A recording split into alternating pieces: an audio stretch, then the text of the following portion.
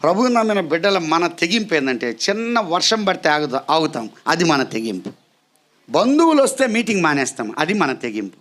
ఎవరన్నా ఏమన్నా అన్నారంటే మొట్టమొదట మానేసేది ఏంటిది? భోజనం కాదు, సంఘం మానతాం, మందిరం మానేస్తామండి.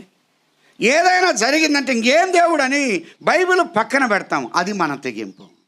ఏదైనా రానియండి, అన్నిటికీ మనం అటెండ్ అవుతాం, కానీ దేవుని సన్నిధిలో కానీ రావడానికి ఏదైనా ఆటంకం జరిగితే మనం వెళ్ళలేము, ఇది మన తెగింపు. చిన్న జబ్బు వస్తే, చిన్న బలహీనత వస్తే, చిన్న అనారోగ్యత వస్తే మొట్టమొదట మానేసేది ఇది మీటింగే, సంఘమే, సహవాసమే. డ్యూటీకి మానేయం, ఉద్యోగం మానం, మన వ్యక్తిగతమైన అటువంటి ప్రయాణాలు మానం. కానీ ఎక్కడ మానుతామంటే దేవుని సన్నిధికి మానుతాం. ప్రతి దానికి మనము సాకు చెప్పి మనం తెగిస్తాం.